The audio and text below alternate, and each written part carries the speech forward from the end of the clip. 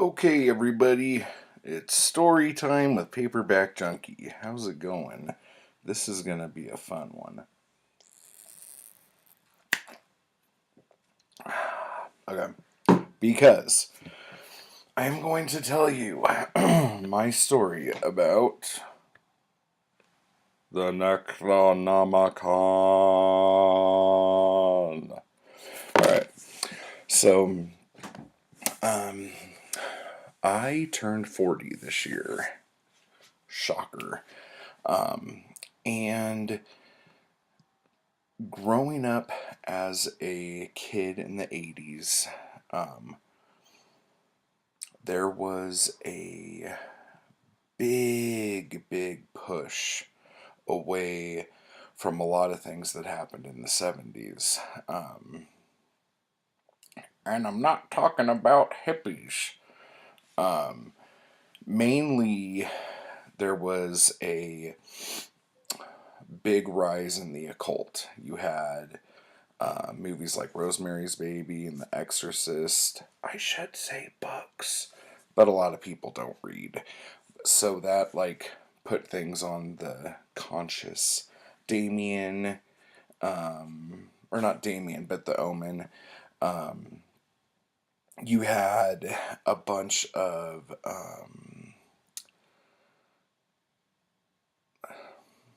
satanic, let's say, bands coming up. You had, I think Black Sabbath's first album came out in 1969, and then you had all of this stuff kind of like that, like Coven and Witchfinder General and all that shit. And plus, you had all those like Hammer and Abacus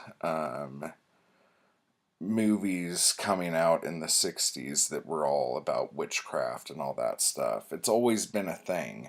But witchcraft and Satanism, I think, met and had a baby in the 70s. And I read a really interesting article a few days ago on a site that I can't remember. So, again, take this with a grain of salt, but it is the truth. The big,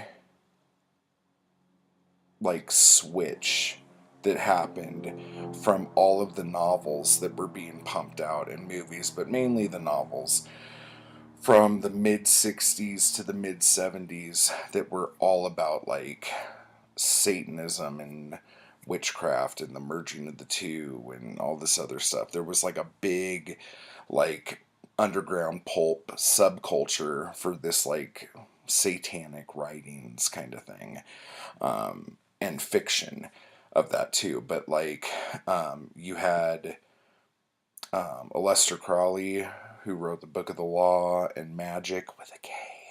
And then you had Anton LaVey writing the Satanic Bible and the Satanic Church starting and all that other fucking shit happening. But what happened was what turned, because, like, for a lot of you, especially younger people, you'll go, oh, Wiccans. Yeah, I know Wiccans. Like, they're just like hippie flower girls that smell like patchouli and, like, blah, blah, blah, blah, blah. And, like, that started because when these books first started coming out in the mid 60s, they were really overly sexualized. You would have, like, some dude in a black robe and then some naked chick. Like, you guys have seen the Dunwich Horror, or the Wicker Man. And then as that started going and more women started actually becoming interested in the occult and witchcraft and Satanism and whatnot, the the voice of the female, I guess, is what was heard, and they became a more prominent member in that community, which kind of led to the death of those books, because once that happened, a lot more legitimate stuff started coming out. And it wasn't like you had to read some pulp trash to be able to get your witchcraft and Satanism fix. So the Wiccan movement kind of came out of that and tried to clean that up. The problem was the media wanted nothing to do with that, because that didn't sell newspapers and stuff and magazines and commercials for news shows and blah blah blah blah blah.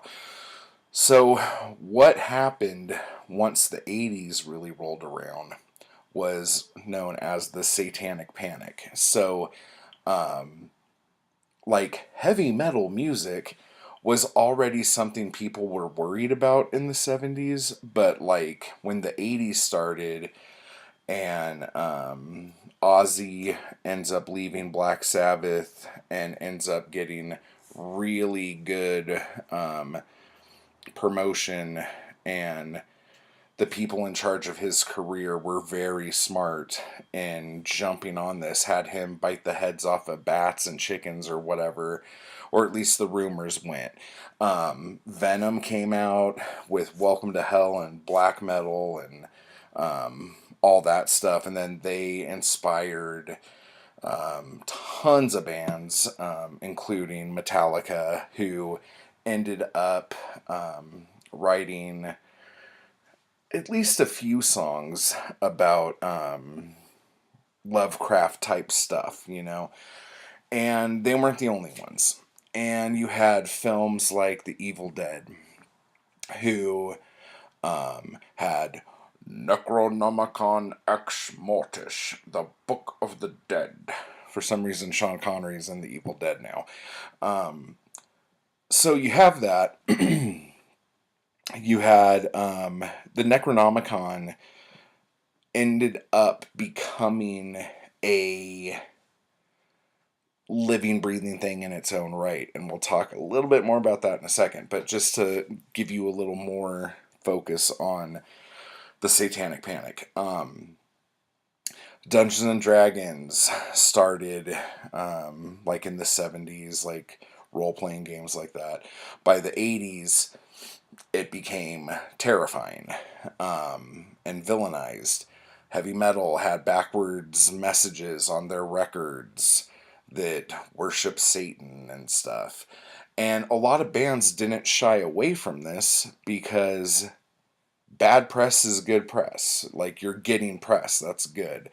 So a lot of the record companies like really pushed it, and then Tipper Gore showed up with her fucking herd of angry people, and they started the parental advisory thing. Now this is getting into the 90s, and they wanted stickers put on records that were questionable, and all that did was drive the prices, not the prices, but the sales. Like if an album had a parental advisory sticker on it, dude, boom, that thing was selling like hotcakes.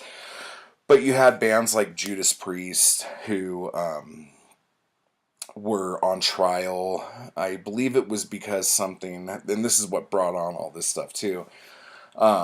Their satanic messages, and when you play their records backwards, made some kid kill himself. There were stories about kids playing Dungeons and Dragons and becoming possessed by demons and going out and killing all their friends or their family.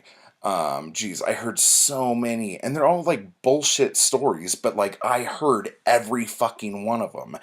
And so as a kid, I'm like going, geez, man, I gotta, and I saw The Gate, you know, The Gate's terrifying and really fun if you're like an 8-year-old kid. Monster Squad, super fun. It's like the Stand By Me meets Goonies of monster movies.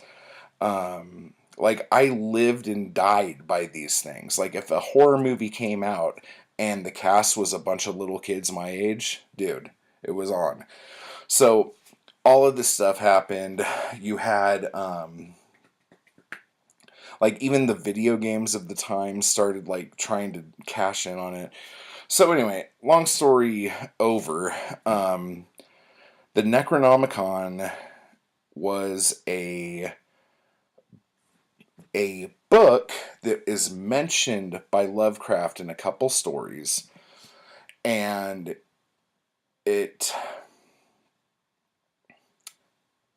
a lot of people felt that Lovecraft, like Crowley and like LaVey, like had his like fingers on the pulse of the occult, and believed that he was using these fictional writings to push this agenda of like kind of like a cosmological based occultish religion. Okay. And I think the Arkham House people who came after him didn't do anything to really dispel those rumors, which made more rumors spread. So by the time the 70s came around, most people who like had even heard of it thought the Necronomicon was a real fucking book. And I was one of those people. Okay? So, you can imagine my shock when I was 14 years old and I walked in to the first occult store I've ever seen. It was located in a strip mall in between a real estate office and a carpet seller. So it was terrifying. It was also a newer strip mall, and it had a frozen yogurt shop. So that was also a plus to visit that little place. So obviously, evil is like pouring out of this place, right? It was called Morejoy, like Morjoy. You walk in, and the smell of like sandalwood and dragon's blood incense like fill the air, and you're like, fucking shit, I am in a really dark place. Even though all the walls were painted white and the front of the building was a floor to ceiling window, so it actually did get quite a lot of sun. But it was terrifying. Okay, so immediately, I'm like, I need to buy like a cool incense burner and some cool incense. I don't want the sticks. Like, I want something cool. I want like vials of powder that I could pour on some lit charcoal inside a burner and have like billows of smoke coming out because, I'm crazy, and, I'm trying to like show how like cool and hardcore I am to my friends because, the devil. Okay? So I get all that shit. And then one day I'm in there with this girl that I was kind of dating or whatever. She was my GF. It's cool. I could say it. And we were walking around, and on the bookshelf area I saw this. Just like this. And I was like, what the fuck is that doing here? I completely freaked out.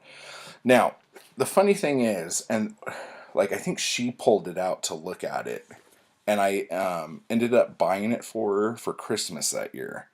Very blasphemous. But it was like, oh my gosh, look at it. This is the scariest book anyone's ever seen. Released in a mass market paperback by Avon Books. It's like, you can't get much more. And I mean, look how evil that looks on that page. Oh. So it's like, obviously, like, this is bullshit. Okay?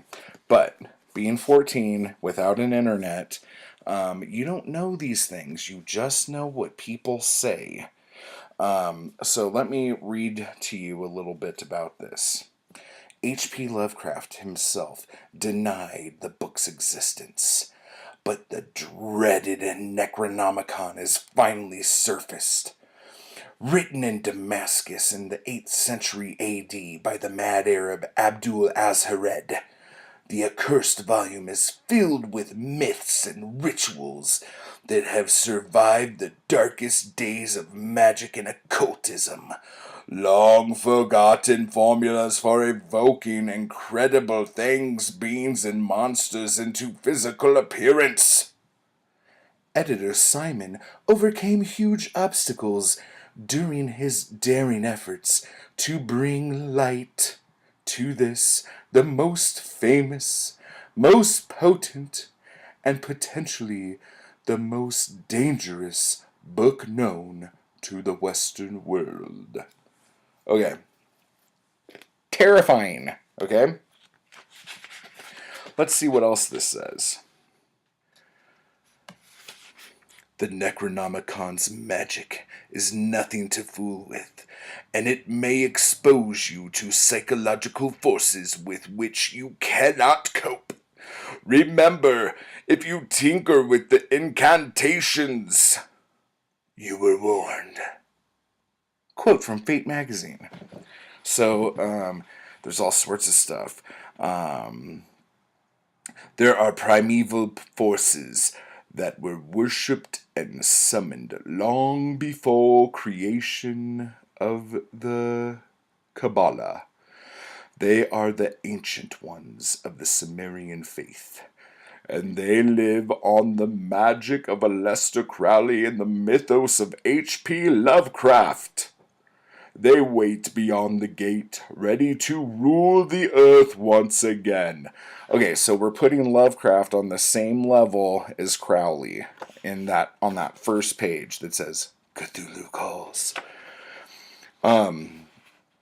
This long-lost sorcerer's handbook contains incantations and conjurations, exorcisms, and bindings. But they are not to be used lightly. We can only guess what horrible fate prevented Abdul Azared from completing this book. And remember, there are no effective banishings for the forces invoked in the Necronomicon. Okay. So, whatever. It's scary. Avon Books. First printing March 1980. And just so you know how crazy this is the 70th printing of this book. That's crazy. It's dedicated to Aleister Crowley. The editor acknowledges in his acknowledgments page right here. And finally to the demon Perdurabo, without whose help the presentation of this book would have been impossible. So, so the book has a bunch of stuff in it. I've skimmed through it a couple times throughout my life, and I've never read it because it terrified me when I was little.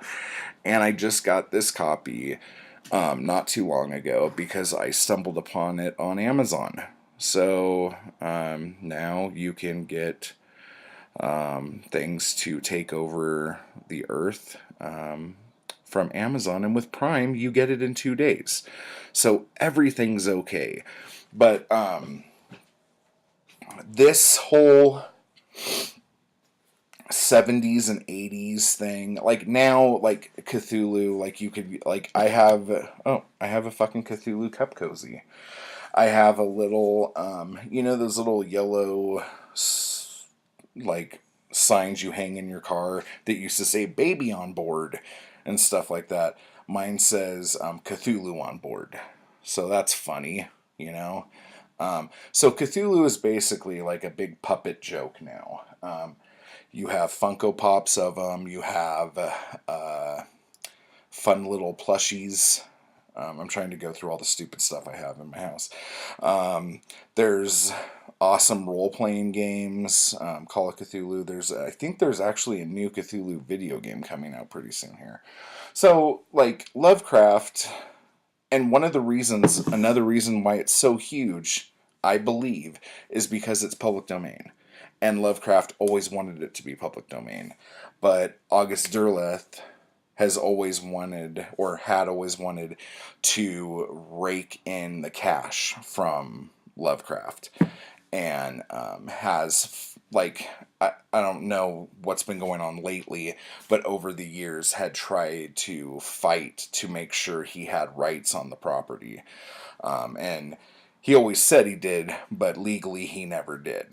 So that's probably another reason why, because like any toy company, any jagweed could make a Cthulhu toy and sell it as H.P. Lovecraft's Cthulhu. That's why there's so many movies like H.P. Lovecraft's The Reanimator, not really Lovecraftish at all. H.P. Lovecraft's From Beyond. Let's make a 2-hour movie about a 1,500 word story, you know?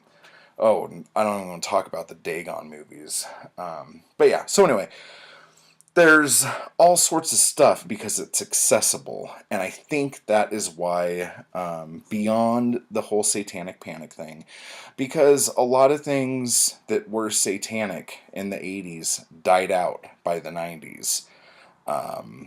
Judas Priest, Venom, music of any kind that was like that.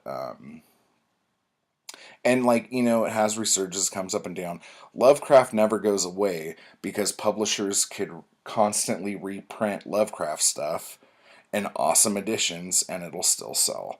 There's probably still people out there who think it's all real and the Necronomicon's real and all that other stuff. But, you know, to each their own. Have fun with it. But that was my little introduction. And then my dad didn't help because my dad was one of those guys from the 60s and 70s who would wear the black robes so that all of the naked girls could be burned on the pyre. And so he was all into witchcraft and would, like, supposedly write his spells down that were written in his own language in pigeon blood on scrolls, you know, whatever. And he had skulls all over the house, and he believed it all, that it was real. He would collect papers that H.P. Lovecraft wrote. And a lot of them I think are fake because, like, a lot of the stuff I've read about Lovecraft since, I like the dates don't line up with a lot of the stuff my dad had. But you know, whatever. He was a big fan of them, and for those of you worried about the problematic side of Lovecraft, like, read Lovecraft for Lovecraft. Read Lovecraft for the mythos and the dream cycle and the stories. Nobody says, I'm not going to read Edgar Allan Poe because he was a pervert who was banging his 14-year-old cousin. You know, nobody says that. So,